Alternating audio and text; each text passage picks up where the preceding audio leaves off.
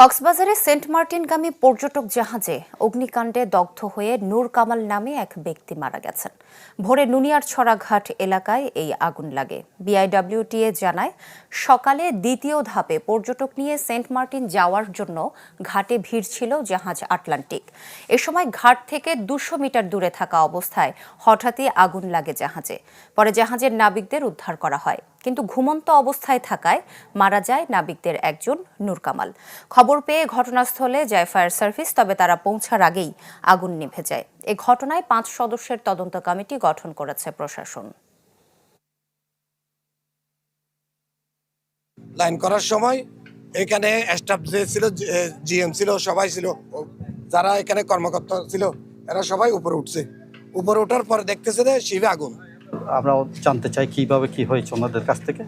তারা জানা যায় একটা একটু শর্ট সার্কিট করছিল, একটা বোর্ডে শর্ট সার্কিট করে আগুনটা লেগেছে। ইতিমধ্যে চলাচলরত ছিল, গতকালও গিয়েছে, রাত্রে ব্যাক করছে। আজকে সকাল 6:20 দিকে বারুলিয়া কর্ণফুলী ঘাট ত্যাগ করার পর এটা পর্যটক নেওয়ার জন্য ঘাটে আসার সময় কিন্তু ধোঁয়াটা দেখতে পেয়েছি আমরা।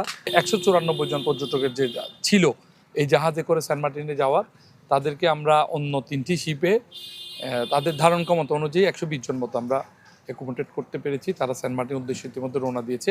আরও 50 জন যারা আছে তাদেরকে আগামীকাল যাওয়ার সুযোগ করে দেবে বলছে, আশ্বস্ত করেছে। আমরা একটা তদন্ত কমিটি করতেছি অতিরিক্ত জেলা ম্যাজিস্ট্রেটের নেতৃত্বে। আর এখান থেকে আমরা 7টা জাহাজ সেন্ট মার্টিনের উদ্দেশ্যে প্রতিদিন পর্যটক নিয়ে যাই।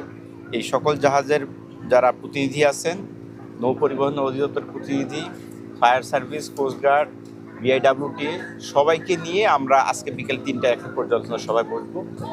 নতুন এবং ফিরে আসা গ্রাহকদের জন্য নগদে চলছে ক্যাশব্যাক সহ প্রতিদিন হাজারো উপহার জেতার সুযোগ। হবে আশা আর ফেরা, সারপ্রাইজ সেরা।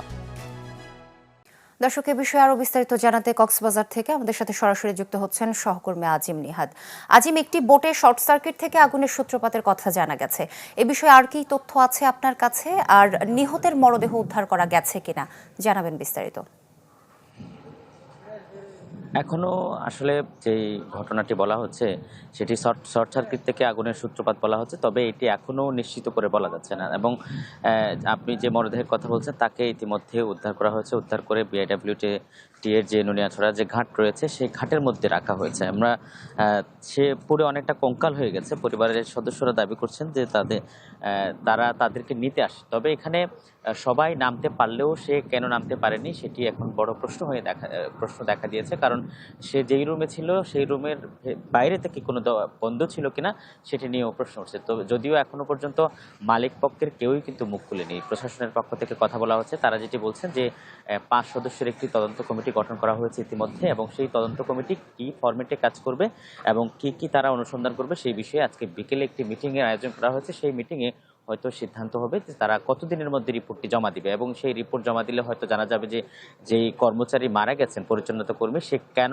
কিভাবে মারা গেলেন এবং ভিতরে কেন অবস্থান ছিলেন সেই বিষয়টিও জানা যাবে। তবে সৌভাগ্যবশতই বলা যায় যে জাহাজটি যাত্রী বোঝাই করার জন্য মাত্র ঘাটে ভিড়ছেন। এর মধ্যে মাত্র 200 মিটার দূরত্বে থাকা অবস্থায় এই অগ্নিকাণ্ডের ঘটনাটি ঘটে। এই ঘটনাটির পর থেকে মূলত পর্যটকদের মধ্যে এক ধরনের আতঙ্ক তৈরি হয়। তার যদিও ইতিমধ্যে এই জাহাজে করে মূলত 192 জন আজকে যাওয়ার কথা ছিল, সেখান থেকে প্রায় 120 জনের মতো পর্যটককে বিভিন্ন জাহাজ তুলে দেওয়া হয়েছে। বাকি যারা রয়েছে 50 জনের মতো, তাদেরকে 50 জনেরও বেশি পর্যটক যারা রয়েছেন তাদেরকে আগামীকাল যাওয়ার সুযোগ করে দেওয়া হবে বলে জাহাজ মালিক কর্তৃপক্ষের পক্ষ থেকেও জানানো হয়েছে। এবং প্রশাসনের পক্ষ থেকে বলা হচ্ছে যে এটি দ্রুত সময়ের মধ্যে তারা চেষ্টা করবেন যাতে ঘটনার কারণ অনুসন্ধান দ্রুত বের করা গেলে পর্যটকদের মধ্যে এক ধরনের স্বস্তি কাজ করবে। তবে এখন পর্যন্ত প্রশাসনের পক্ষ থেকে বলা হচ্ছে এটি নাশকতা বা অন্য কোনো উদ্দেশ্যে এখন তারা খুঁজে পায়নি। সেলি।